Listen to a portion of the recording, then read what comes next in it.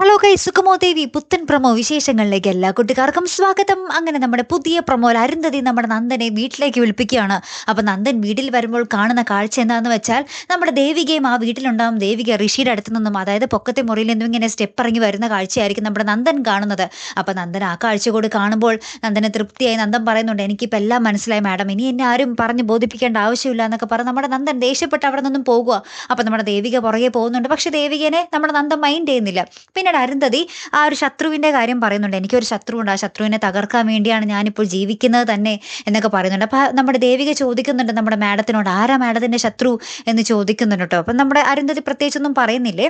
അപ്പുറത്ത് നമ്മുടെ നന്ദൻ തിരികെ നമ്മുടെ ചന്ദ്രോത്ത് വീട്ടിൽ ചെല്ലുമ്പോൾ നമ്മുടെ പ്രഭാവതി പറയുന്നുണ്ട്, നീ അരുന്ധതിയുടെ ഓഫീസിലാണോ വർക്ക് ചെയ്യുന്നത്, ഇനി മേലിൽ അങ്ങോട്ടേക്ക് പോകരുത് എന്ന് പറയുന്നുണ്ട്. അപ്പൊ നന്ദൻ ചോദിക്കുന്നുണ്ട് നമ്മുടെ പ്രഭാവതിയോട്, എന്തേ അമ്മയും ആ മാഡം തമ്മിൽ ശത്രുക്കളാണോ എന്നിങ്ങനെ ചോദിക്കുന്നുണ്ട് കേട്ടോ. അപ്പത്തേക്കും നമ്മുടെ പ്രഭാവതി പ്രത്യേകിച്ചൊന്നും മിണ്ടുന്നില്ലേ. പിന്നീട് നമുക്ക് കാണുവാൻ സാധിക്കുന്ന കാഴ്ച നമ്മുടെ ദേവിക ഉറഞ്ഞുതുള്ളി വരുന്നൊരു നിമിഷങ്ങൾ തന്നെയാട്ടോ കൂട്ടുകാരെ. നമ്മുടെ നന്ദൻ്റെ ഈ ഒരു സംശയം സഹിക്കാനാവാതെ നമ്മുടെ ദേവിക ഇങ്ങനെ പറയുന്നുണ്ട്, ദേ മര്യാദക്കല്ലെങ്കിൽ എൻ്റെ തനി സ്വഭാവം നിങ്ങൾ അറിയും എന്നൊക്കെ പറഞ്ഞ് നമ്മുടെ നന്ദൻ്റെ നേരെ കൈ ചൂണ്ടി നമ്മുടെ ദേവിക സംസാരിക്കുന്നുണ്ട്.